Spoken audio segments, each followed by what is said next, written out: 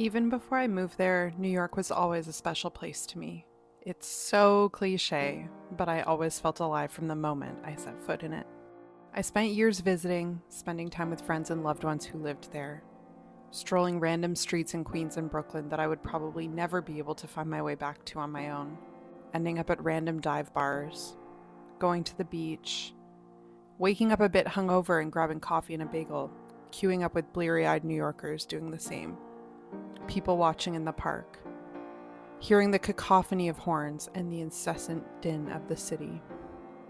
It was hot and overstimulating and sweaty and unhinged, and I loved every minute of it. When I got a job offer in New York City in early 2018, there was not even a moment of hesitation. It would be an international move, but what felt like an easy one, to be honest. I had spent the last near decade moving all over the world. Moving to New York from Canada felt a whole lot easier, and I was finally getting to move to this city I had loved from afar for years. And the job was a dream job, capital D, capital J, dream job, and I would finally be working in the field I had been dreaming of working in for years. So in June of 2018, I packed up my apartment in Ottawa, sold most of my things, put the rest in storage. I flew to New York on Canada Day, July 1st, 2018. The city was in the throes of a heat wave when I arrived. I was staying in Harlem with a friend for a few weeks and spent the 4th of July smoking cigarettes and drinking Campari on the rocks on our fire escape while the fireworks went off in the streets around us. The first few weeks were a blur.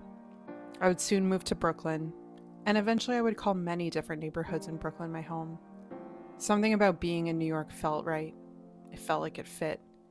Even in my 6th floor walk-up apartment, even hauling bags of laundry down all those flights of stairs to the laundromat, even watching rats scurry as I walked to the ferry in the early hours of the morning on my commute to work.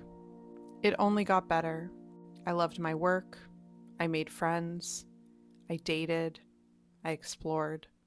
My family and friends visited me in this city that I loved that I now got to share with them.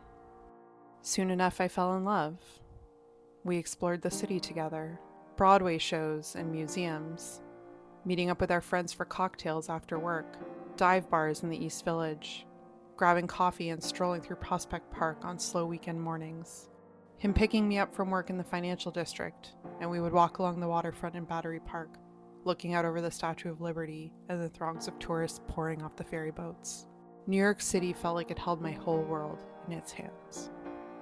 We would eventually move in together as the city was thrust into a state of emergency in early March 2020, and suddenly New York became a very scary place.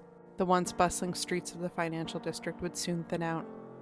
The subway cars emptied, as I still commuted to work, waiting for my employer to weigh in on the state of emergency that had been called. We would be sent home soon enough. And even then, scary as it was, the city came together. I felt grateful to live there in a communal place where 8 million of us on this small patch of land united for a brief, suspended moment in time.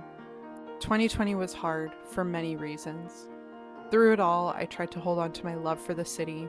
We got takeout and beers to go from our favorite local spots, trying to do what little we could to keep our neighborhood afloat in those early months. We walked our dog around the park, maintaining a 6-foot bubble around us. We banged pots and pans. We protested. The months wore on. My job was not very secure. I lived under the constant fear of losing my job and by consequence losing my visa to the United States. I got very sick in August 2020. I would go on to be sick for the next 2 years. And somewhere along the way, my love for the city faded. I did eventually lose my job. I found a new one that was willing to sponsor me, and I fought desperately to hold on to my life in New York. Things fell apart in my relationship.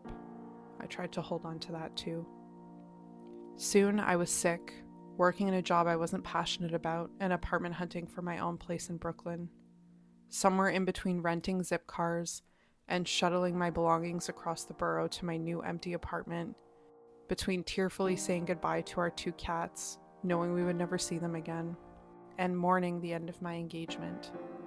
All I felt was overwhelming anger at the noise and the bustle of the city as it slowly came back to life. And I knew then that it was over. My life as I knew it was over, and the right place for me was no longer New York. Just weeks after settling into my new apartment in Bed-Stuy, my dad got very sick. Travel was still restricted. Omicron was just starting to spread. I would spend Christmas alone on my couch with COVID. I couldn't go home.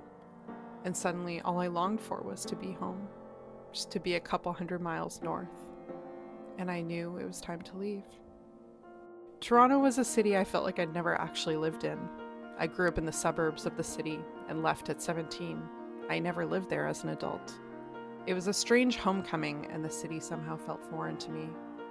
It was like we had fast forwarded 15, 20 years into the future, and I was watching my friends' lives with their partners and houses and babies, and I felt left behind. But eventually I started to find my footing. I found a cozy apartment in a cozy neighborhood. I spend time on the waterfront. My dog and I take walks on the trails that span much of the city. And I've even found small pieces of New York here. It is quieter. It is no New York. And I love it for that. That season of my life is over. This is a season of peace and renewal. And New York was not where I could rebuild. I had to do that at home. And slowly, I'm starting to.